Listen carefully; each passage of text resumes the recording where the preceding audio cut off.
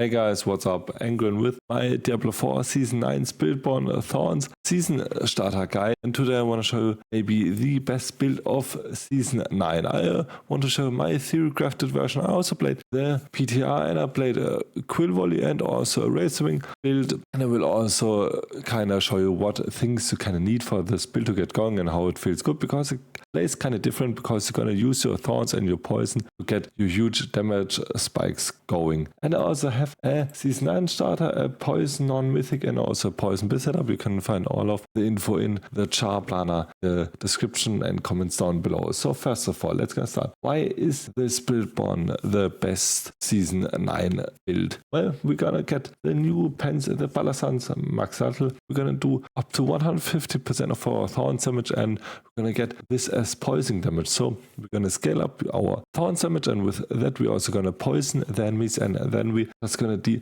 large amounts of damage, because with Noxis Resistance we're gonna blow out all of our build up damage over time effect into a big boom. So first of all, you kind of need the Pants Balazans max battle to get this build going. You will get the pants either from Uriva or from Varshan, so make sure to farm the Varshan early on from the season. You can even farm him before Torment 1 and get this pants, and then carry them even onto the Torment difficulties, because you will have a huge damage spike with going. So the question is also, which things gonna scale Thorns? Well, I think it's not that many. As far as I know, it's your primary stats, so try to get as high dex as you can get. Also your Thorns in general, and things like that increase your Thorns, deal more Thorns damage. And first of all, it has kinda some defensive problems. That's also the reason why we're gonna pick Spirit Smite over Razor Blade. Razor Blade is kinda the better DPS option, but the problem with Razor Blade is we're gonna get close to 0% of our defensive options, and with the Razor Blade you can pretty much die on like everything in the high pit difficulty, so you kinda need to dodge everything and to play it, and it really annoyed me. I played with Spirit Smite and I could just push everything and I didn't even need to dodge the thing, so yeah, I would recommend to use Spirit Smite, but that is really later on. So for your normal setup, the Poison non-mythic setup, because you will have this way before your Ring of Silenced Guys until Smite, and you're gonna start with, you kinda need to fix your resource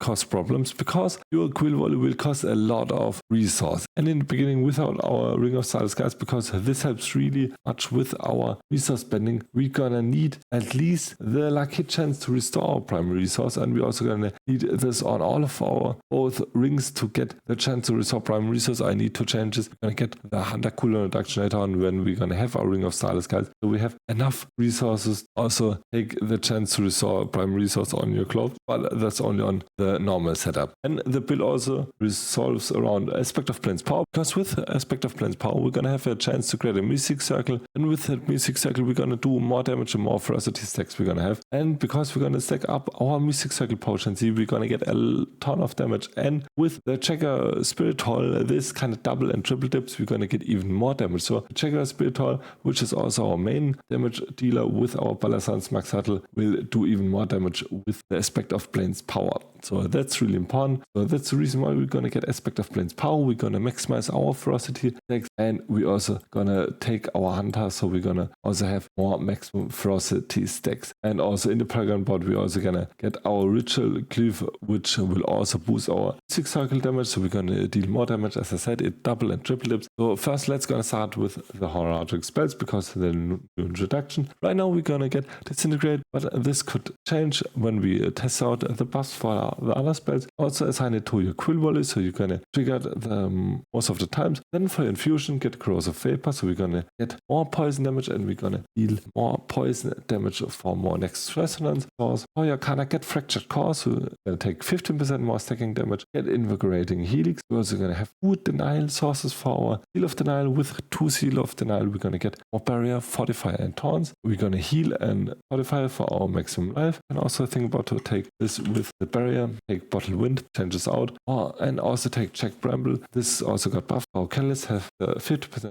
chance to deal 300% of our Thorns damage. We can also switch this out with the Barrier one if you think this won't trigger enough for you. For unique gems, get the Seal of Denial, also get Idle from below, so we're gonna get more Prime Result, max 5. We are unhindered, and also in addition it's a nice effect because at single target bosses they can spawn and they can help you to build up more poison damage. Also get Tyrant Bane, we're gonna do more poison damage after we deal our damage with damage over time sources. For your skills, it's pretty simple. As I said, we're gonna have Quill Volley to trigger our Balazans max subtle because it has the highest projectiles to trigger the most. Then we're also gonna have Ravager for more hits because the more hits we're gonna do, the more times we're gonna trigger our Chagam Primary Spirit Hall and also our hands. In addition, we're gonna have counterattack because with counterattack we're gonna get some nice dodge chance and we can kind of fix our death with this setup. And also Hunter, it is the best ultimate for this kind of build. Toxic Skin, because with Toxic Skin we're gonna get even more Thorns damage. It will be increased by 100% against poison enemies, and then we're also gonna have Vortex to pull all enemies together and then do large amounts of damage with our Noxis Resistance and the poison buildup from our pants. So it's a quick showcase of my skill tree. Just the Rock Splitter, you can kinda use Rock Splitter in the beginning if you have some resource problems. Just switch out your counterattack or your Vortex with Rock Splitter and then also manually cast your Rock Splitter if you're gonna be out of your resource. But besides that, like Quill Volley, only 1 point because we don't do the damage with our Quill Volley. We only gonna use this as a source to get up our Thorns and poison damage. And also the 2 glyphs here and 1 point of vigor, so we can get 2 our focus skills, get Vortex, also the glyph, 3 points on Understand Power, Mirage, 1 point of focal point, Apex 3 points is also diminishment, Ravager is also the glyph, Toxic Skin is also the replenishing Toxic Skin. For death skills we're gonna go for endurance and also perseverance. We don't go for armored height. Why? Because the problem is the cooldown of armored height is really high, 25 seconds, because we don't have any natural cooldown reduction without our Yak and the Shell or with our vortexes tempo. We're gonna have a high downtime of our armored height. Like the uptime is 5 seconds and then we can have 15 to 20 seconds based on a cooldown reduction of downtime. And that's pretty bad. We're just gonna get some basic dodge chance and then we can trigger whenever we want our counterattack to get even more dodge chance. Then also get nourishment for more poison damage, so we're going to deal more damage. Also get 3 points of auspicious, so we're gonna get up our barrier, and also 3 points of the bastion, so we're gonna get more Thorns damage. For potency skills only get potent. With potent we're gonna get more of our damage for our poison. For your ultimate skills, max out Hunter is also the glyphs, max out resolution, supremacy, initiative, efficacy, and 1 point is sustenance and spirit attunement. And then for your ultimate skills get Noxis Resonance. So for your aspects get loyalties mental. Why? Because we're gonna get 100% more of our checker spirit hall if they're gonna match. So we're gonna get more maximum ferocity, which means more damage, and we're also gonna do more damage with our primary checker spirit hall. It can double and triple dip. So this is really good. We're also gonna get a huge cooldown reduction of our counterattack. So this is even better, and also Ravager. So we're gonna have a lower downtime of it. Also get your Razor Blade on your chest. As I said, if you have some death problems, switch out the Razor Blade with a more defensive option. Fur Gloves, get the Fellsooth Sass aspect. It's gonna deal large amounts of damage with your checker primary spirit hall, so always make sure that there are many mobs around you. Also get good chance to resolve primary resource, that's really important unless you have a Ring of Silent Skies. And also for items get the Music Circle Potency and Barrier Generation. For pants, the new pants, you have to get the max value of your unique value and also get your rank Sebastian up and also as a GA1. Then for boots get a duelist aspect, more ferocity charges means more damage. And also get a max life dex armor, you can fix the armor with that part, and also get movement speed and vortex size. And for a weapon it's extremely fun. Try to get a chance to restore primary resource early on. And also get a quarter off with block chance, dex, max life, and as your weapon temper get primary checker spirit hall potency, it will deal more damage. Also try to triple crit it and also get music circle potency. For aspect get the aspect of Blaine's power. Amulet, get a Vehement Brawler's Aspect. We're gonna do more damage after we cast an ultimate, and because we're gonna cast our ultimates so many times, we are just constantly up. And the best setup of this amulet is Dexterity, Ranks of Apex, and Ranks of Potent. So Dexterity is nice because it boosts our Thorns damage. Ranks of Potent and Apex is also really good, but it's really rare. Just try to get one of these and just then get something like Max Life or Dexterity or cooldown reduction. Fire Tempers get Music Circle Potions. Here is also 100 cooldown reduction, or if you still have some resource problems, get your chance to restore primary resource. The first one, get a Rebounding Aspect. We're gonna have more hits for our primary trigger Spirit Horn. We also get attack speed, dex, crit chance, because we want to up our crit chance so we can trigger our Noxis Resistance